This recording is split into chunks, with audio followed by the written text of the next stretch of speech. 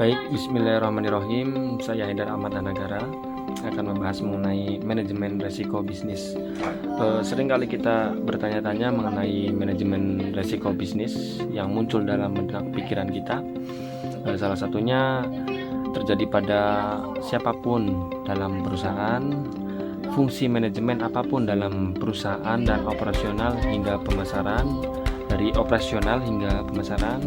Kemudian yang ketiga terjadi dari aktivitas inti sampai pendukung dan terjadi pada aset tangible and intangible.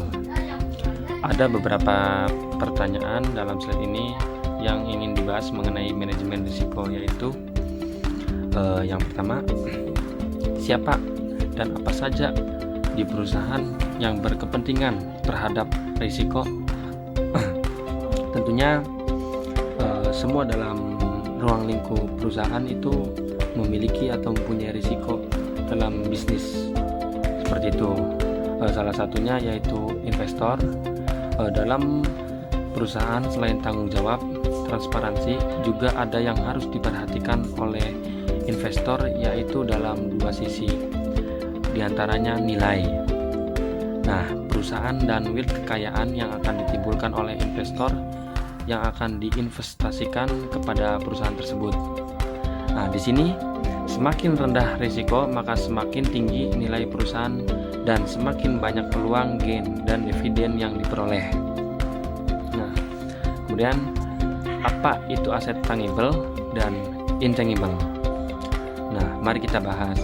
Aset tangible merupakan aset yang berwujud, yaitu yang dapat dimanifestasikan secara fisik dengan menggunakan panca indera, dengan contoh rumah, gedung, peralatan, dan lain sebagainya. Sedangkan aset intangible merupakan aset yang tidak wujud, namun memberikan manfaat seperti kekayaan berwujud dengan contoh merek, hak cipta, goodwill, dan lain sebagainya. Nah, kemudian pertanyaan yang ketiga, apakah risiko bisa terjadi setiap saat? Nah, tentu risiko dapat terjadi kapan dan siapa saja. Nah, kita ambil contoh yang pertama, pada transaksi terjadi 24 jam misalnya. Risiko nilai tukar, keterlambatan eksekusi menyebabkan kerugian.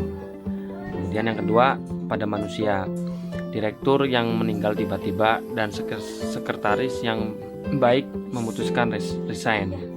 Yang ketiga, pada teknologi, perubahan konvensional ke digital dan perubahan teknologi sangat cepat seiring berkembangan zaman. Yang keempat, pada reputasi lama dibangun. Dan yang terakhir, pada investor merevisi kelayakan berinvestasi pada perusahaan setiap saat dan bisa hengkang setiap saat. Nah, mungkin itu saja yang dapat saya sampaikan. Semoga bermanfaat. Wassalamualaikum warahmatullahi wabarakatuh.